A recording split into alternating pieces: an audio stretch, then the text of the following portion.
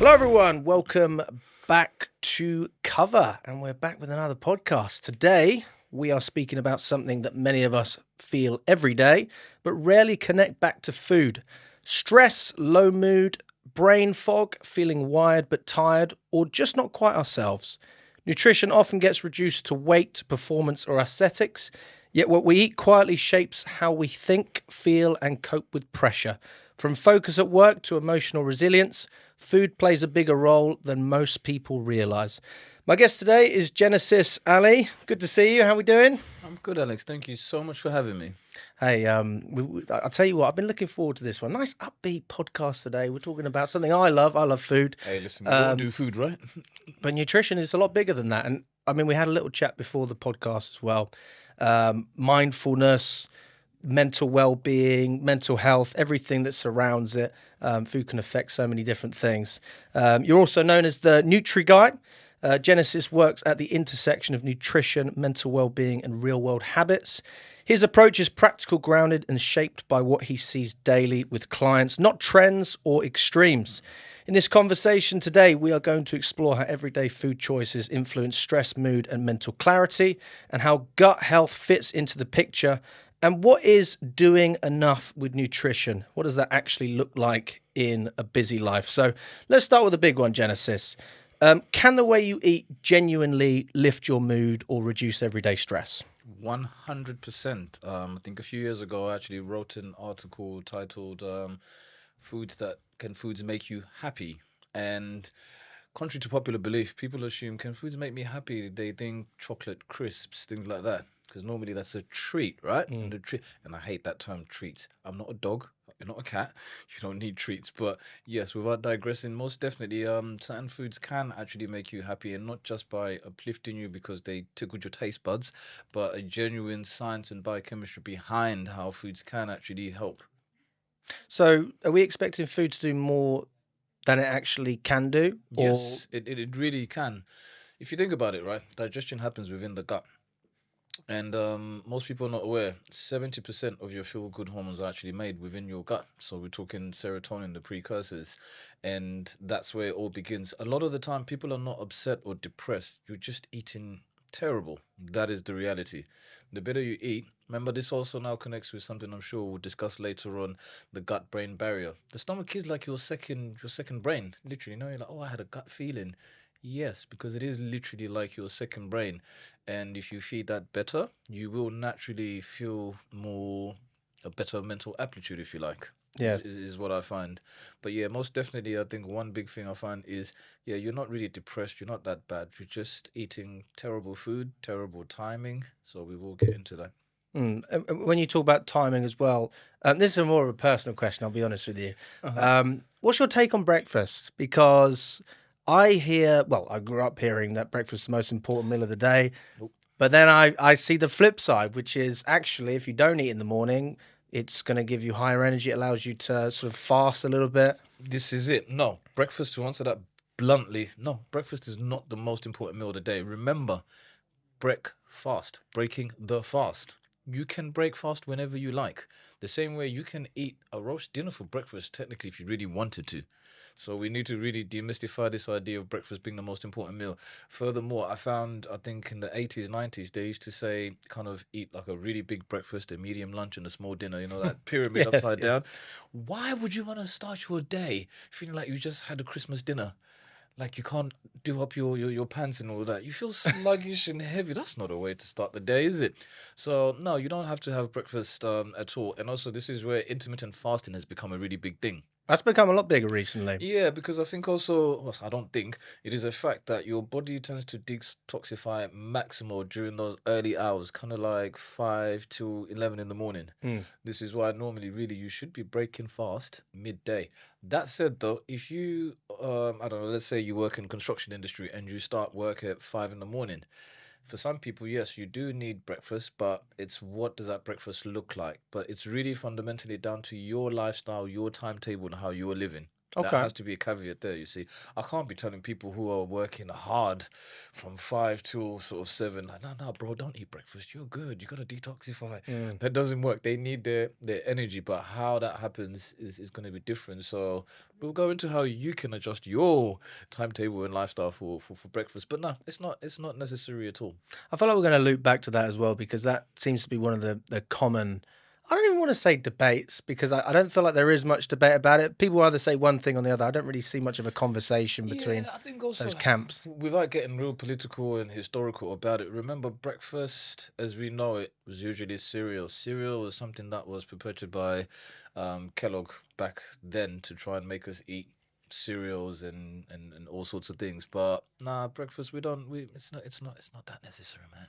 So I'm looking to have a little bit of help, right? So I come to you. I'm feeling a bit flat, mentally foggy. Maybe you've got a little bit of stress as well. What's your approach? First things first, we need a Snapchat of, sort of snapshot even of how are you actually eating, because a lot of the time it isn't just quality, it is also the frequency. This is what I find. You also get like people who are like, oh, but I eat healthy, I'm having my avocado, but I can't seem to be losing weight. Yeah, it's not just about the quality of the food, it's about the quantity and the timing Mm. as well. So first things first, usually I'll see what are you eating. Let's say typical person is waking up to toast and jam. Yeah, That's pretty carbs on standard. carbs, Yeah. sugar on sugar, or even porridge, those little pots. Terrible. People think they're eating healthy by pouring a bit of water. No, you're not. But again, though, that's still just carbs on carbs on carbs. And then what you find is usually mid morning, it's Susan's birthday in the office, cupcakes are floating around, you need a little pick me up. You have that. And then lunchtime, probably Tesco meal deal, sandwich. Again, that's more bread. And then you come home to spag bowl, half a plate full of pasta. And normally this is where people would tell me, oh, but my energy is up and down. It's kind of, yeah. Do you normally get mid morning crash, mid afternoon crash? Yeah. It's happened. Yeah, it's Yeah. definitely happened. Okay, so that's a lot to do with the frequency and the quality. So that's where I would assess that first. Okay, so I'm seeing here now straight away your actual food groups are not balanced. And what you find is people are skipping meals a lot as well. People are really skipping meals in the name of trying to control their calories. But what happens is, let's say people are intermittent fasting and they skip breakfast and lunch and then they eat in the evening. But what's happening is people will end up eating too much of that one meal and too much of carbs, etc. So you negate the whole point of fasting. So the brain fog, all of that, it's usually because your insulin is going up and down, up Yes. and down. So your energy is like, oh, I need to pick me up. So you go for that chocolate, and as we all know, what goes up must what? Come down. And Definitely. most people crash, and they crash hard.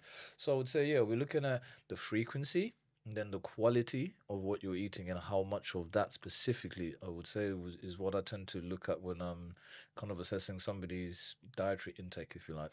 And how many clients have you worked with? Maybe a handful, maybe quite a lot, that actually you've gone, "Do you know what, this isn't anything to do with food." Right, 90%, if not more. I find it's literally just tweaking your behaviors and the timings. So a lot of people say the funniest one is, "Oh, I got a sweet tooth. I got a sweet tooth." No, you don't. I can guarantee you within 24 to 48 hours, I will deal with that sweet tooth. And that's a lot to do with usually you're not having enough protein and you're not eating in time, like your windows. Because normally that's why they have the sweet tooth. The sweet tooth is really the body actually saying, you know what, I'm low on energy. Not, I need something sweet. There's a fundamental difference. Remember, the body's primary source of fuel is carbs, sugar, Hmm. and then fat, and then etc. So people misunderstand the body actually craving for quality nutrients and energy for a sweet tooth. I had an elderly gentleman. He used to love eating dates, chocolate in the evening. I think within 3 or 4 days Did you of. say chocolate dates? Mhm. I've never had a chocolate date. Listen, that's a really great snack. I like chocolate raisins, but I've never I heard of mean, a it's a bit chocolate. excessive. It's kind of too sweet, It's isn't it? massive Because, though. Dates are well, so you big. get dates and then you dip them in chocolate. So it's Oh, double fair. sweetness. It's double sweetness. All I right, all prefer right. to have a nut or something within the date. Okay. Then you're balancing your food groups. Right. But he thought he had this really, really sweet tooth. But I think within 3 or 4 days of literally just changing one thing, high protein breakfast, it's all about how you start the day. The moment he had a good breakfast, he didn't have a mid afternoon dip, which meant he had a more steady lunch, and then he had a steady dinner. And by then, he's satiety, he was full. He didn't want anything sweet. Okay. So it comes down. I'm actually surprised you said 90% of people has got nothing to do with food. I expected something totally different. I don't even like to call myself a nutritionist. I genuinely find a lot of the time I'm paid to just be an accountability partner. In this day and age of information overload, etc., we all know what we're supposed to be eating. That's the reality. It's ultimately also there's excess too much information. So my job is really to hold you accountable. I think the key word is accountability. People just need accountability to be told when to eat, what to eat, and keep it structured and strict. Talk to me about the mind body connection. So that's a really interesting area. I think that still requires a lot of research. Drop a few facts and numbers for you. So 70% of your immunity is actually found within your gut, you see. And also a lot of your feel good hormones are actually made there. So what I find is a lot of time, like I said, people are not depressed. It's just your gut health that's actually in a bad place. The same way, the world is like what 70% water, and we've barely even explored enough of the seas and etc. The same with gut health. Anyone who tells you they understand the gut brain barrier 100%, they're lying. We don't understand it enough. It's constantly, the research is constantly evolving, etc. But there's definitely a big link. I found that even with myself, the more I improved my gut health, the more my mental health kind of improved and stabilized actually. But when you say like we don't know enough about the gut, we know how to keep it healthy, right? So like Yeah, talking about the probiotics, the good bacteria, all of right, that. I think that's enough the more for us to detailed stuff. yeah, that is important for us to understand. Top tip for everyone: if you're ever taking antibiotics, please ensure that you take probiotics, the good bacteria. That's just Probiotics. Okay. Yeah. probiotics. Yeah, that's basically what you'd find in things like yogurt, kefir. So these are all things that are good for your gut. I suppose I've just skipped forward there and jumped into how can you look after your gut. And then I guess that kind of goes back to breakfast. I guess you spoke about cereal, you spoke about toast, carbs. So then when you talk about having a better breakfast, that would be yogurt, that would be things like that. Yeah, Maybe heavy seeds, protein. nuts. Yeah, basically just think heavy protein. That And this is is usually all it all comes back to dealing with your gut. yes, but also fruit, veg, and fiber. Those are the good carbs that feed the good bacteria. Those are your prebiotics. So you get probiotics, which is the good bacteria, and then you get prebiotics, what actually feeds, because you need to feed the good bacteria so it multiplies and multiplies, and you Mm. get more. This is where I always say to people, you need about 3 months on good bacteria. If you a lot of people end up taking too many antibiotics. This is where you get stuck in a vicious cycle. I used to work in the hospitals as well, and what you'd find is somebody will have an infection, they get given antibiotics, right?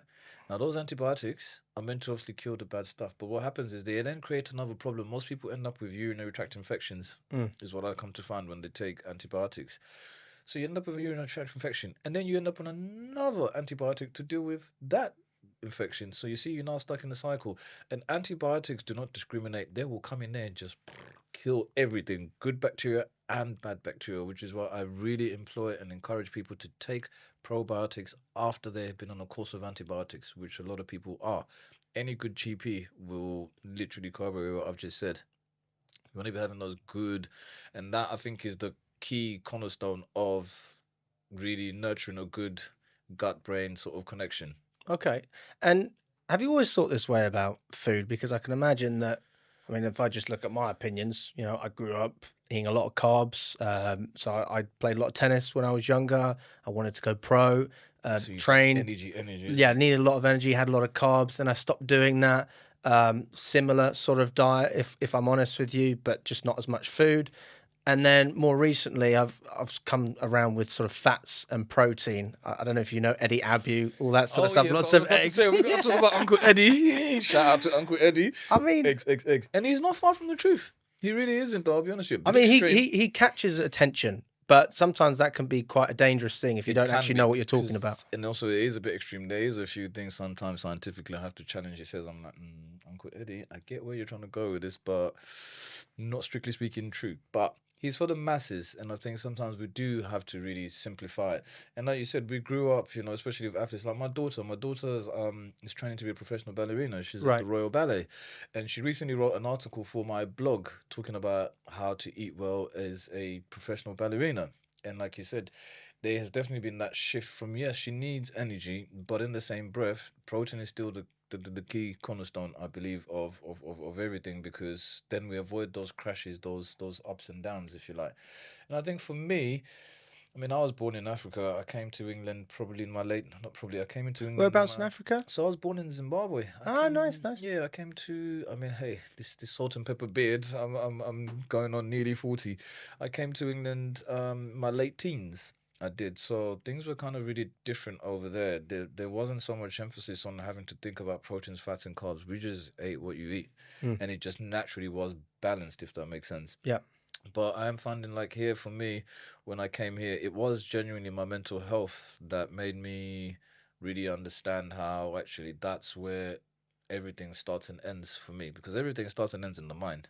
And as we just said, the mind is connected to the gut. So I think those two are really connected. And I think, growing up, my moods and things like that, I grew up in quite a chaotic home. I mean, I had alopecia when I was 15. I literally had a big ass bald patch. Like, I was under a lot of stress. And I noticed as well, culturally speaking, a lot of the African food we were eating when we came to England was very carb heavy. You think the average person is eating carb heavy, but I think a lot of African Asian diets are very carb heavy. A lot of rice. I mean, even, Yes. even Yeah. England, a lot of potatoes. Yes. It's just those staple foods. They're cheap. That's why it happens, isn't it? But yeah, I think that's where, for me, I found I had to really change how I was eating, and it changed my mood. So was there a specific moment then? Because you're talking about like a general period of your life, but um, did you find something? Did you read a book? Was there a person that you It was more, got I mean, inspiration from? coming up, my mother was actually a nurse. And I wanted to be a doctor. I wanted to do medicine. Mm. But I realized medicine is a lot about peddling drugs, for lack of words, Right. legal drugs. And, Hippocrates kind of states, that it's all about food is medicine. Yes. That's I mean, it pretty all much. starts with what And I you eat. think that's where, I think when I was probably in my late teens, I was reading a lot. And I think that's where that statement by Hippocrates, let food be thy medicine, that really hit home. That's where I was like, okay, I want to incorporate allopathic medicine, but I don't want to be a natural quirk and be talking about, hey, saging will fix your whole life. It won't. you know, I've experimented, I've tried everything. I love to hug a tree, etc. But one thing I know was food is definitely medicine, and I think that's where my journey with nutrition really came in. And did you actually practice what you preach, or did you just go straight into it? Because I mean, there's a lot of in the sports world, for example, you've got a lot of coaches that never actually played at a high level, and then they're still able to coach very well. But Yeah, vice versa, a lot of people can look at that and go, "Well, if you haven't done it, why should I do it?" it's kind of like when you think about your business lecturer or business teacher at school, but he never run a business. Yeah. Nah, it don't make sense. You have to live it. The same way, I've done management leadership roles, and you have to have lived the journey and done some of it yourself to truly understand it. And, we cast no aspersions on those who've never really done it. For some, maybe yes, you just meant to coach, but no, I had to live it. I'll be honest with you, I had to live it. And when we talk about stress, you've got clients, and I mean, especially in England, everybody's always in a rush in London, Yes. How does that play out day to day, and then how do we combat that? I think a lot of the time it's not just what we're eating. As I said earlier, the timing actually creates even more stress. This is what I found. I would rather be late for work and eat a good breakfast, get there on good time, not sweating, not anything. Then thank you for your patience. Just have a good day, guys. Rather than get there all flustered and not having eaten. Nah, no, no, no, no, no, no. That's where stress really starts to happen. And I think a lot of the time people are making bad decisions after bad decisions after bad decisions. You can't really think straight when you're hangry. So is that what people tell you then? Like, I got to work late, couldn't have a proper Yeah, breakfast, it ruined the rest of my yeah, day. that is exactly it. But this is the thing, though. Did you really have a bad day, or did you have a bad 10 seconds from one bad decision that you're allowed to perpetuate into a bad day? Mm. There's a difference. I mean, to be honest with you, I don't think enough people really look at it that way. I mean, that's more cultural as well, isn't it? You think, oh, what's my boss going to think, or what's everyone in my company, blah blah blah, and it sounds great saying take your time, but also you've got to But this look at is it from where both sides. the behavior thing comes in. Remember, a lot of the time I do a lot of this accountability stuff, and your day doesn't start in the morning. It starts the night before. Mm. You see, so, doomsday scrolling, you're going to bed at like 12, 1, when actually you could have just before bed made a quick sandwich, ready for tomorrow to take to work. You see, they say if you fail to prepare, prepare to fail. And a lot of the time, this is where, to share with everybody who may be listening here, it's the small things that actually make the bigger differences. And is that one of the things you tell your clients to Yeah. do then? Actually make your own food and then you don't have to worry about it? I personally don't like eating out, I'll be honest with you, because I like my food made with love. If I'm completely honest with you, a lot of people out here, this fast food, like sometimes the chef is probably, having a bit of an argument with his wife and that food is just made angrily. Hey, I don't want those bad vibes in my food. So no, I think a lot of the time it's all about preparation. If Yes. you prepare, and it's the small things that you can do. And also, listen, you save yourself so much money. You do. And at least you know what's going inside there as well, right? And I would say to my clients, right, you're either going to pay with your time, your money, or your health. You choose. But you're going to pay. And is that one of the habits that you would say makes the biggest difference when we talk about stress specifically? So that's not even about what you eat necessarily. No, That's more of a lifestyle. It is. And this is where we cannot separate food, nutrition, and lifestyle or behavior change. That's where a big part of what I do incorporates a lot of behavior change within an individual so they can actually make those long-lasting changes. It's all well and good, like I said, I give you the best meal plan. You follow that for 3 weeks, 4 weeks, get your little beach bod, go on holiday, and then you come back and guess what happens? You end up bigger than you were before you left. I just had a trip to America in summer, honestly, man. Hey, they eat different out there, don't they? Yes, they do. What is it? Can of Fanta in the UK, right? A bottle of Fanta in the UK, I think, is about 23 grams of sugar. Yeah. America 3 times. Seriously. Three times more. You just wouldn't realise it. I mean, even the colour, theirs looks like some sort of radioactive orange. Yeah. I mean, I put on about 5-6 kg when I came back, and I was in America for just over 3 weeks. No way. That's crazy. That's not a great sign.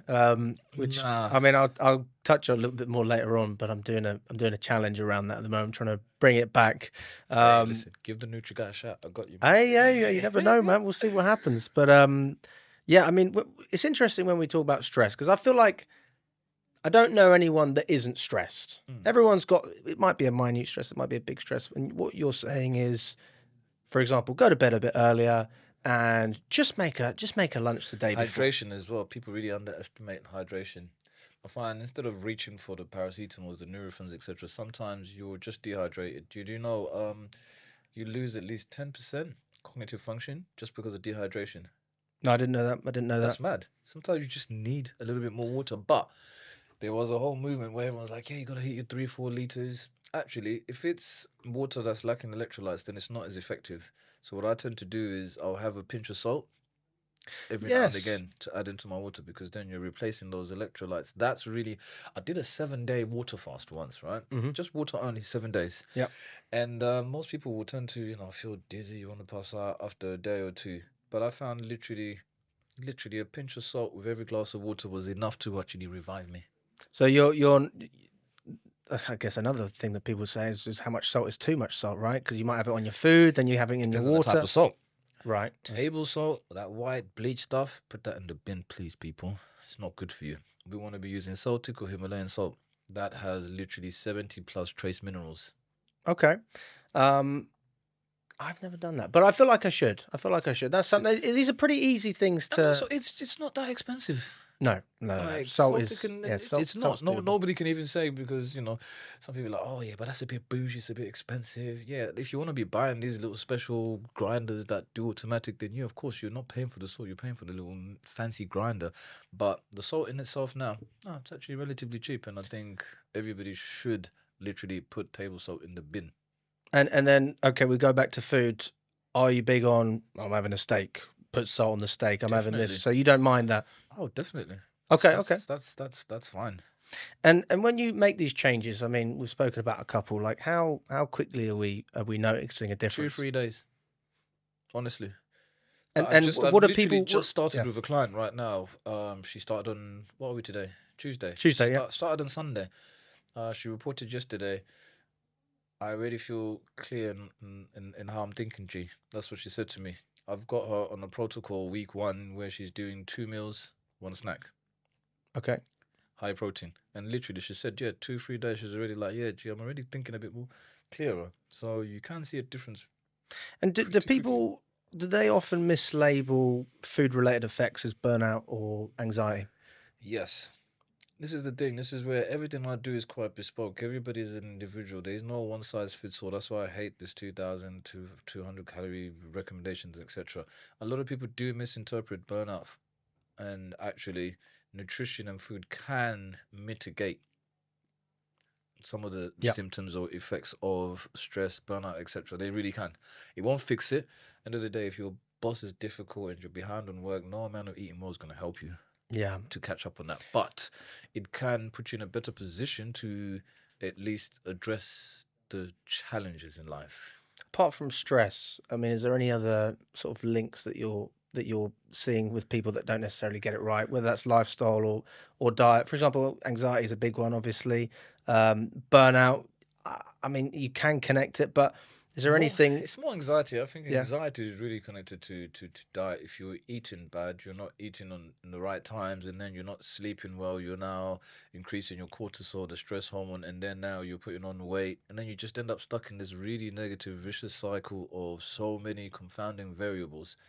And I literally said this to somebody the other day. Eating better will mitigate at least 10% of your life challenges. Mm. It will create the space for you to actually be able to deal with your challenges. You ain't even got the space to think straight because you're constantly in panic mode, anxiety.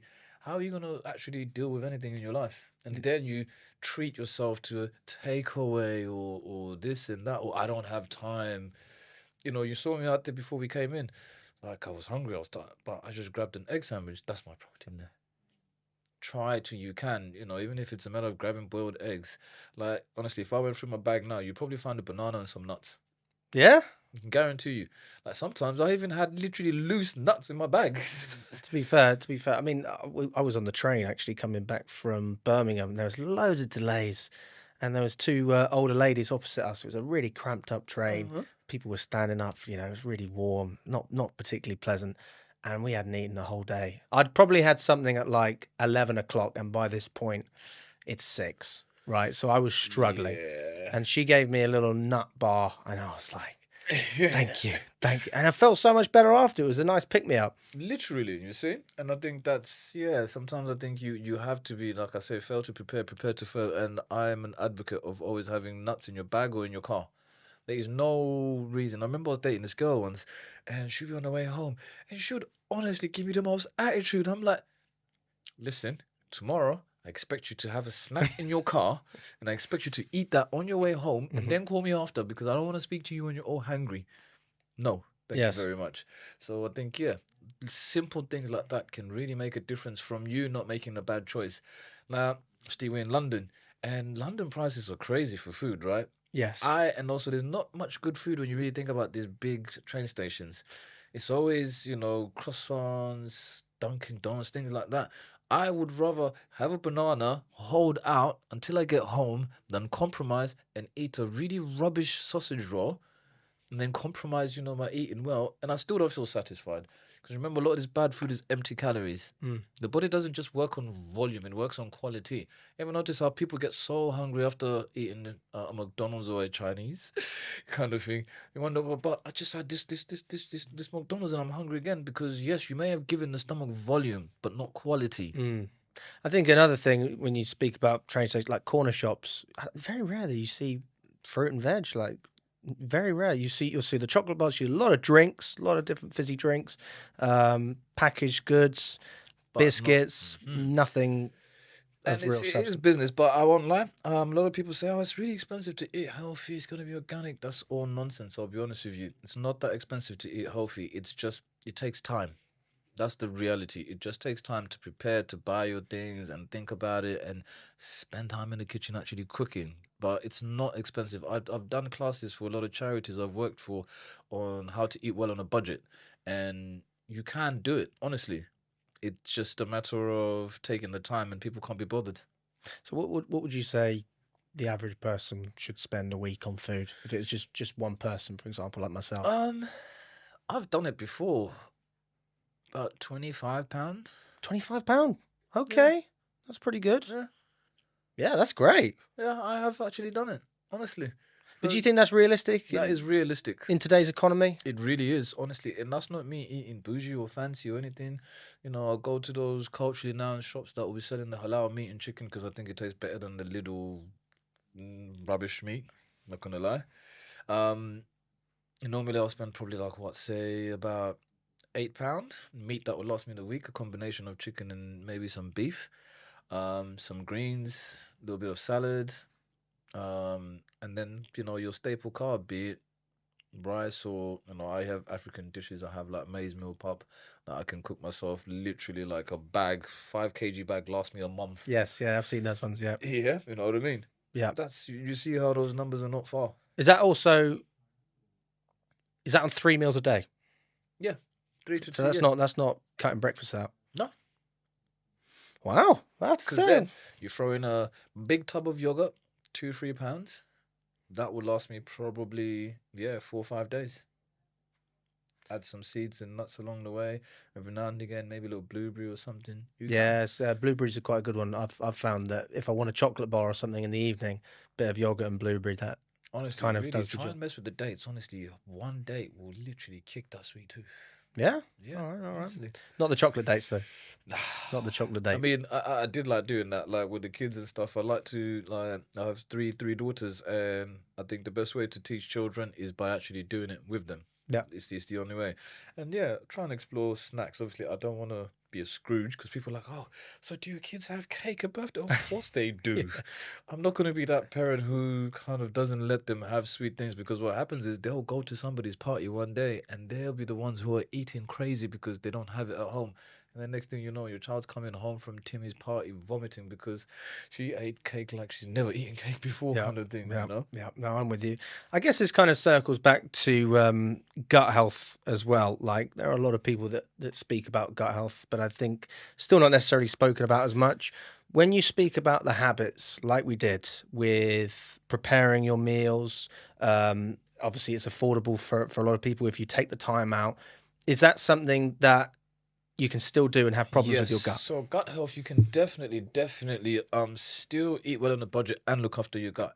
So we're talking things like kefir, sauerkraut, kimchi if you like a bit of spice. These are basically fermented cabbages. Hmm. Any fermented foods, sort of pickled cucumbers, all of that. And from yogurt the most, but yogurt as well though, please do not be having this sweet stuff, etc. It has to be natural Greek yogurt, So plain. not the frubes or No, no, no, no, the no. petit flus. No, no, no, no. Even the little Yakult shots, I'll go so far as to say yes, they do help, but I think you're better off just literally natural Greek yogurt, plain Yeah. and simple. And you can sweeten it with a little squeeze of honey. Like Yeah. we said, you can add some blueberries, some seeds, or even squash some strawberries or squash some raspberries and make a little compote if you want to be that bougie. And when we talk about the gut brain connection, like how do you know that that's showing up? Like what signals suggest that it might be out of balance? This is where the brain fog, the tiredness, the forgetfulness, that's where you'll see, okay, there's something going on here because I'm still eating, but something's actually not connecting there. And that's usually, gut dysbiosis, whereby literally your gut bacteria is not balanced.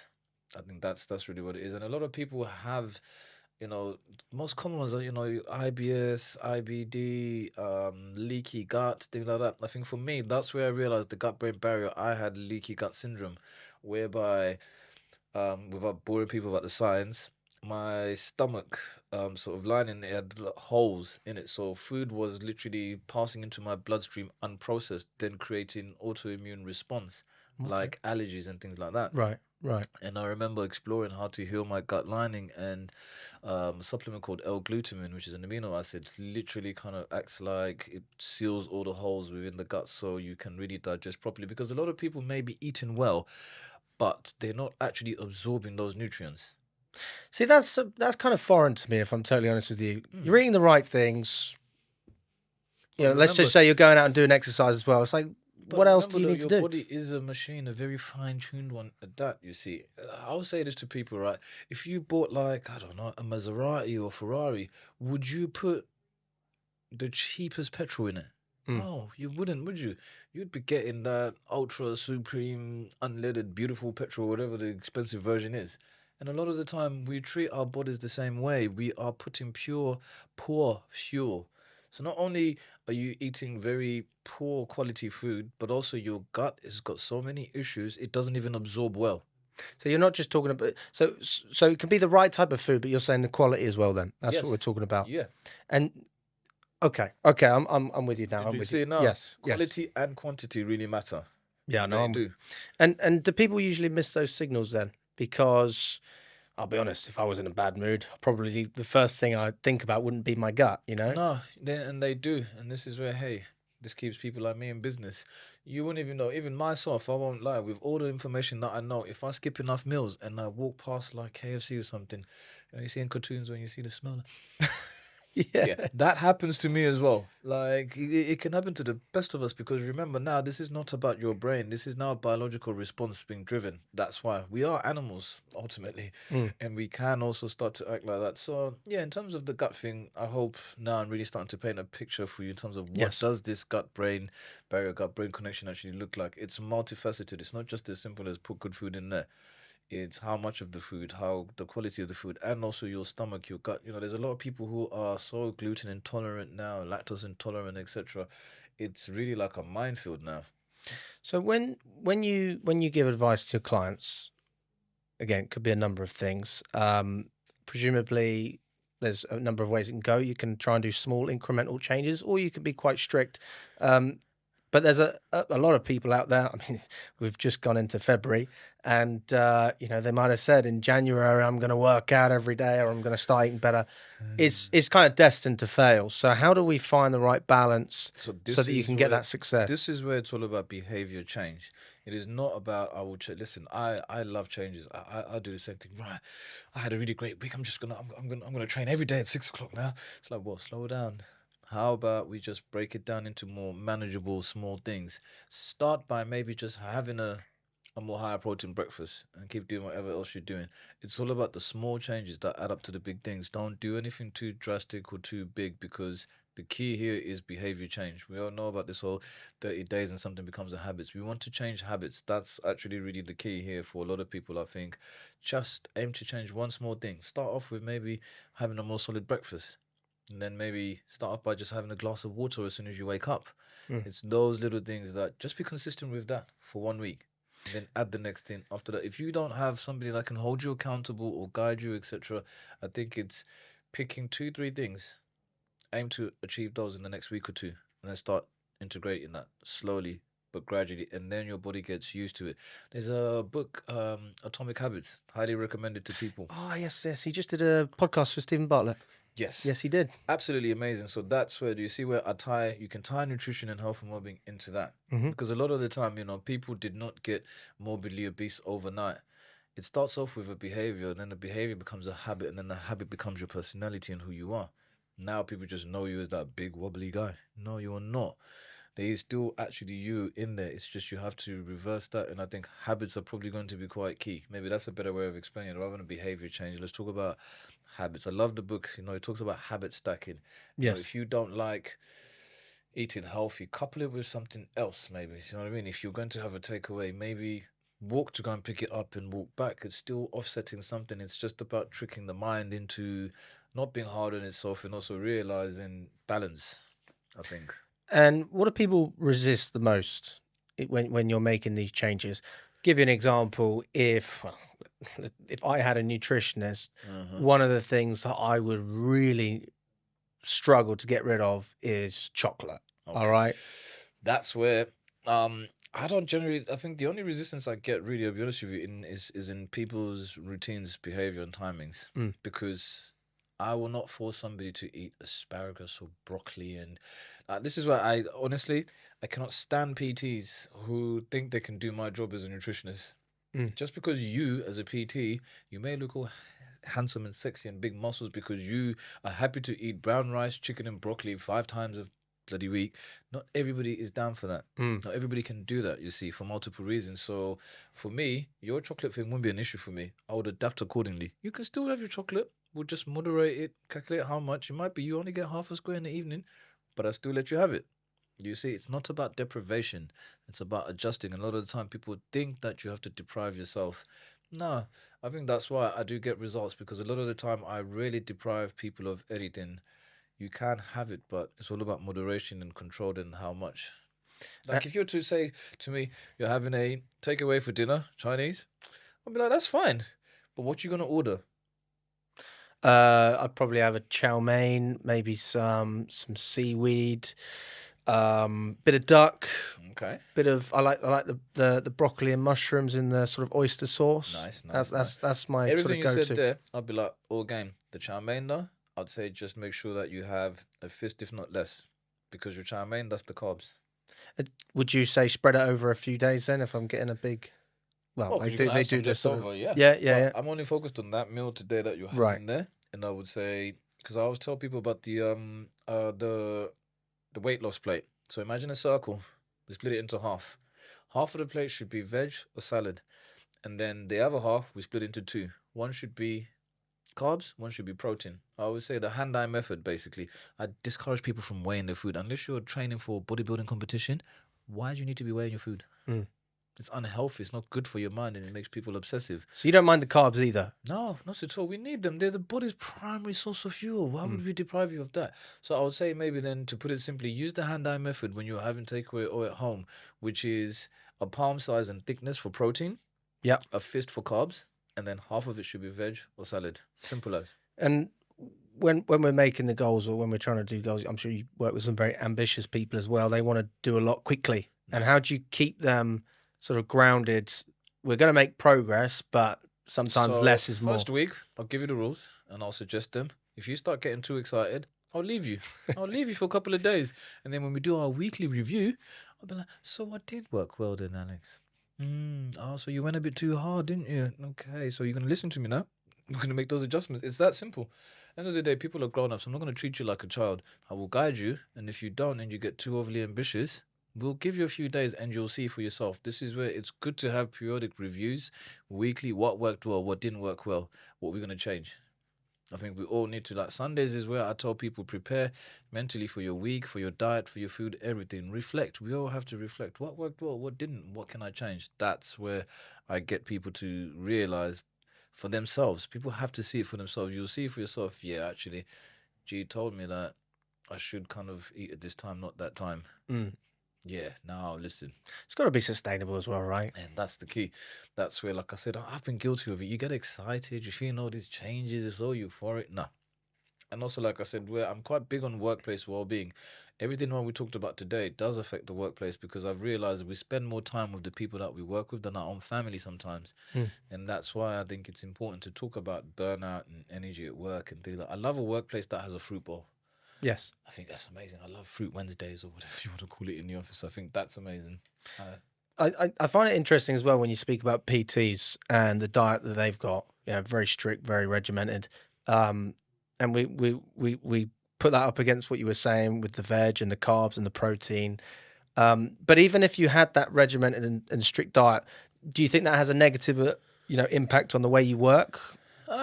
No, because if they're It's just a case of surely more fine. But I think also it's not just about our physical health; it's our mental health. These Gotta are the enjoy kind of it. guys who show up to a family party with a bag of lettuce and their own stuff. Like, "Oh, I've got to look good. No, Yeah. life is for living. Like sometimes I get clients, right? They will be like, "Oh yeah, I fell off this weekend." I'm like, "It's okay, Susan. Did you enjoy the wedding? Yes. Okay then. Don't worry about it. We start again on Monday. Simple as." So you Life don't is mind for cheat living. days either. You're Nope, okay. they're not cheat days. They're not They're cheat not days. cheat days. Nope, you're not a child. It's like, imagine if you're married. Like, I've been married for about 10 years. I fancy a little cheat this weekend. We don't do that. So why would you cheat on your meals? You're a grown up. You're a grown adult who works hard for their money. And if you want to have a burger, just say, yes, actually, I'm going to have a burger this weekend. I'm going to have a takeaway. But I know that I'm going to have to pull back over the next few days on the calories. I might have to skip a meal to balance it out. That's what you do. You see, it's all about the way we talk to ourselves mentally. You're not cheating. Well, why punish yourself? That's not a good, even like, way of phrasing it, is it? Cheating is not good. Mm. No, of course not. Of course Do you not. see my point? So why are we encouraging that? Cheating and treats. I hate those terms when it comes to nutrition. I'm not a cat. I'm not a dog. Why do I need a treat? I'm a grown man who's worked hard, and if I fancy a little picnic chocolate, I'm allowed. I like that way of looking at it. I suppose maybe the reason people call it a cheat meal though is because you're not supposed to do it. Why So not? See, even that. Who said you're not supposed to do it? well, if you're trying to lose weight, you wouldn't eat loads of chocolate, or if you wanted Nobody to said look you're good. having loads, though. You see where it's so paradoxical? The treat is meant to be something very infrequent. So then it's okay. Why Yeah. are we even debating it? This is where that encourages this extremely restrictive behavior, I think, when we use that type of language. I think that that's more of a mental thing as well, isn't it? Because then you've got people who go to the extremes and they're so regimented they can't enjoy themselves, or they have no discipline, right? And then they go the other way. And this is it. And I think that's where accountability, structure, and things like that really do help to then change your behavior over time. It's never about deprivation. No way. I mean, you've been doing this for how long have you been a nutritionist for? 15 years. 15 years. I think I started off, my first role was chief nutritionist for the Queen's Pharmacy. And then I went into hospitals. And then after hospitals, I did the solo thing. I managed a few weight management contracts. Yeah, I've touched every part of nutrition, I think. And Been around the block. well-being. I really have. I mean, there must be things you've had to unlearn, right? Beliefs that you came into that that you had 15 years ago, Listen, and now I you go, used you to- know when what, I that is first- When I absolute. first started, I used to be an advocate of breakfast. I really did, honestly. When I first started my journey with health, I used to be an advocate. You need breakfast. It's the most important meal. And then I was like, hang on, is it really now? Even this whole idea of breakfast has to be cereal, blah, blah, blah. I had to challenge that. Why can't you have whatever you want? Why can't you have a roast dinner, like I said, for breakfast? Provided it's portion size, balanced, etc. Why can't you? Who said breakfast has to be that and that? In terms of what it constitutes, in other countries, like especially when I travel to Thailand, etc., those continental breakfasts, they look different, don't they? It's true. It's true. There's nothing like a good Why concept, is especially it- when you stay in a hotel. This is it. And why is it like a Chinese, no, it's a child in Japan loves a bit of sushi versus, little Timmy from, like London? Yeah. Because of that exposure more than anything. There's no set rules, I don't think. Do you look at other countries then and take inspiration? Because I mean, let's just look at Japan. Is it Japan or China? One of the Japan. They live for a long time, don't Yes, they? because you know why? Because of seafood, fish. Their diet is very high in omega-3s. That's why. And omega-3s are really good for the brain, they're anti-inflammatory, etc. So yeah, I do. Even Eastern foods lately, I've been exploring Eastern European foods. In terms of the sauerkraut, things like that. I'm like, okay, I can mess with that. I mean, I in Africa, I'd never even heard of kimchi. And then I went to Little Wagamama's, I tried it out. I was like, ooh, this is nice. So yeah, I think you have to. I hate when people go abroad. You're in Thailand, but you're out here still asking for an English breakfast. You're still trying to go to McDonald's. Like, come on, at your big age, don't you want to, explore? Just venture out a little bit. Yes, some people have honestly got the palate of a 3-year-old child. Yeah. It's crazy. No, if you're like that type of person, don't come out for dinner with me. So I'm intrigued with the Eastern European countries because me and my girlfriend, we're looking at holidays, right? And I go, right, here's a list of some of the best places in Europe that nobody talks about. Yeah. And a lot of them are Eastern European, right? Everyone talks about Italy and Spain and all these other places. And nobody really talks about the Eastern European countries. they So don't. is there any that you like in particular when it comes to the diet? I recently, just before Christmas, I visited Lithuania for the Okay. first time. I've done Budapest as well before, and yeah, some of the dishes are quite outlandish. I'm not gonna lie. I'm like, There's what is it, Lithuania? I tried the purple cold soup, beetroot soup. Okay. That was That's a traditional dish then. yeah, that was kind of wild. I'm not gonna lie, I didn't really enjoy that one. I did not enjoy that. Maybe in the summer, but in terms of like, What did you like though? We're trying to sell it here. I know. I'm trying to think. What did I enjoy? I can't remember the names of them, but definitely sauerkraut. 100%. yeah. That's my top. I think. If Okay. you've got no fruit, no veg, no veg selling in the house, get that involved. And what else did I like? I did find that the Eastern countries are very heavy on their potatoes. Like the potatoes. I think Europe as a whole, like it's cold out here. You lot can't really grow a lot of good stuff. So I think the potato is clearly a staple for a reason. But I find Eastern Europeans are quite big on meat, actually. Yes. And I'm struggling though. One thing I did like in Lithuania was the smoked meats. Okay. Now, as we know, recently studies have come out and found that bacon is actually classed as carcinogenic. Probably seen that, haven't you? I love bacon. Listen, I love that smokiness. I love a German smoked sausage. But one thing I have learned, actually, I like Eastern European sausages. They're better than these English sausages, I'm not going to lie. That's a real sausage. Like, Richmond sausages, no offense to the brand. Now, if it doesn't have anything more than 98% meat, I'm not touching it. 98% meat. Well, that seems pretty standard. No, What's the it's percentage not. that? It's not.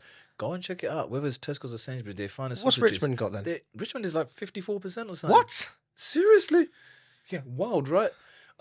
Sainsbury's and Tesco's finest, you're looking at about between 70 to 80%. So what else are they putting in this stuff?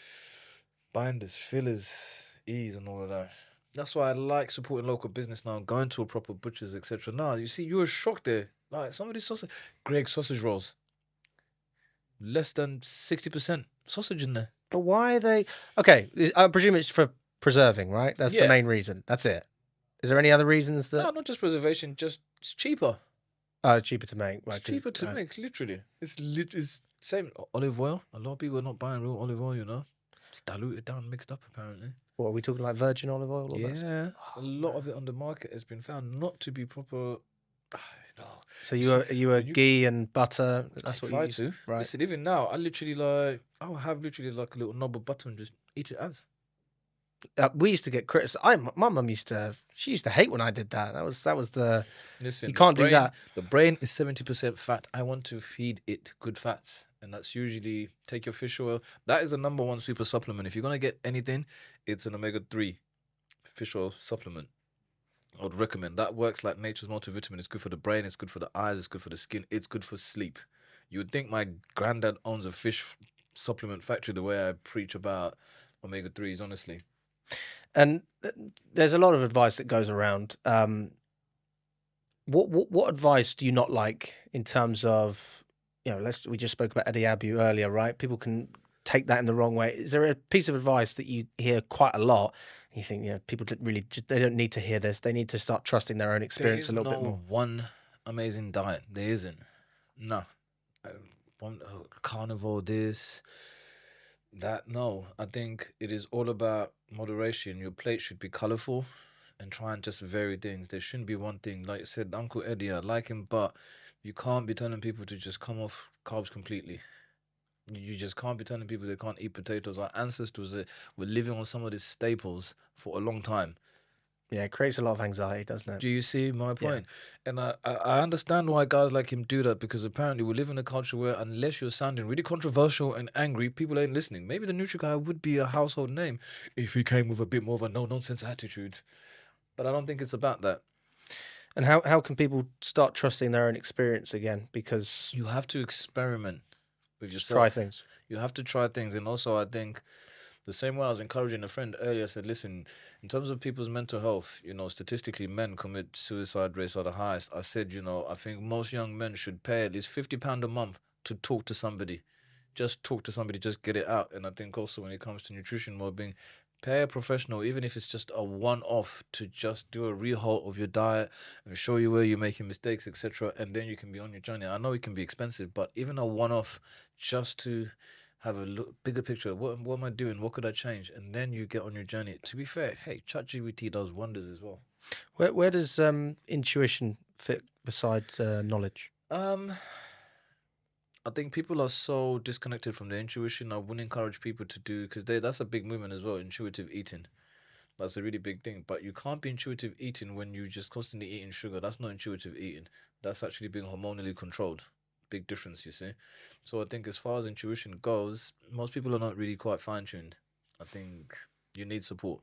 Yeah, I like what you said about the one-off session as well, is because it goes back to everything we're saying. Start small and then go from there. That's it. It might be it might be when you go to bed the day before, prepare your meal, or go for a walk if you're getting a takeaway. I think that's one of the biggest takeaways I've got from this, at least. That's good, because then it gives you faith, isn't it, that it's not so overwhelming. Simple things like, even fine, have a takeaway, but walk after. Just go for a walk after you have your dinner.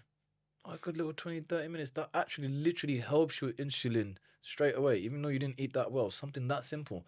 And I also like with my children, I love eating at the table. That also makes a big difference. I think just emotionally, how you're eating, etc. Please stop watching TV when you're eating. Guilty. We're all guilty of it.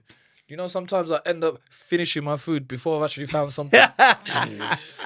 We've all done it, haven't we? Hey man, I was watching Bridgerton last night with my girlfriend. We were eating dinner. I'm not gonna lie to you.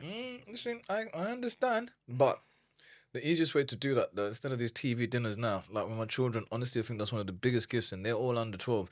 Eating at the table together makes a big difference. You slow down and you create a better ritual around food and eating and communicating. You might actually know what little Timmy's up to at school if you actually all ate together rather than just leave him his dinner at his door. and then you and your husband are just eating at the table together. You can actually communicate, and that's also where, like, culturally, a lot of the food where I'm from, we eat with our hands. Did you know there's actually something that connects your brain with your hands and your stomach? When you eat with your hands, you feel your food. You're more likely to actually feel fuller quicker Why is that? because you're activating every sense in your body. I've Whereas, never like, heard of that. I've never heard yeah, of that. no, honestly, that's a really, really big thing. That's why a lot of cultures will eat with their hands. I know that's Because a big African thing. Are there any other cultures? yes, Indian, I yeah, guess. Indian, yeah. I Indian. see them they be eating that rice with that sauce with their hands as well.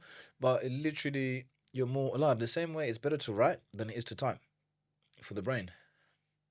You've Your got to brain- elaborate again on that. Your one. brain engages more when you actually write with a pen and paper than it would do if you were typing. So is that? Well, I suppose that'd be very relevant for kids at school if they're trying to learn, right? So you're saying that they'll learn quicker if they. Yeah, that's why we have to keep those kind of things alive. And I suppose, along with to drum the point home, go for a walk after you have your dinner. I love the way the Mediterranean people eat as well. Like, dinner's like 3 hours because you eat, you laugh, you talk, you take your time. So also, most people don't need dessert when you're going out. You don't need starter, dessert, and main. Choose two. And also, usually I say to people, have your starter, have your main.